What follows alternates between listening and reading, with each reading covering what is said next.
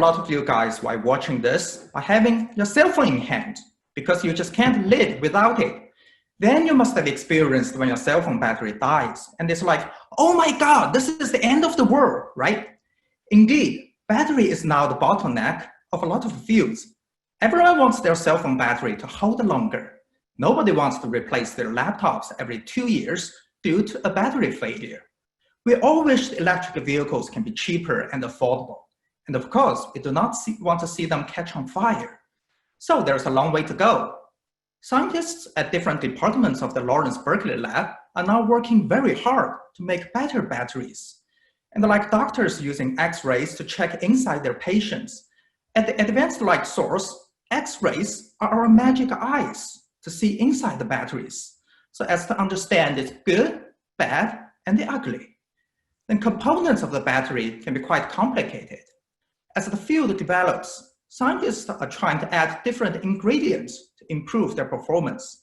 Sometimes it's just like cooking, so it is very important to understand the role of each ingredient so you can cook better in the future, right? At the advanced light source, we can tune the X-ray energy to monitor individual elements at different stages so as to understand the function of each of them. For example, in the traditional LCO battery, lithium ion is a charge carrier that cycles between the positive and the negative end so we can have electric current. And the transition metal like cobalt is the one that's storing the electrons, which actually determines the capacity. Oxygen, which are represented by the red dots here, used to be thought as inert and only there to balance the charge. But recent studies found in some materials, it can actually be reactive and contribute to the capacity.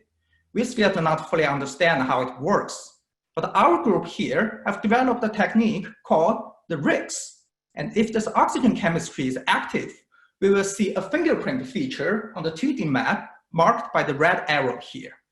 And this now becomes a slam dunk evidence in the battery community. I myself have measured hundreds of battery samples from different research groups all around the world and show that the total capacity can double or even triple if we can have this oxygen chemistry well under control. So once commercialized, it will lead the battery field to a new generation with cheaper, high capacity, and safer batteries in your cell phones and cars. So everyone, please stay tuned. Thank you.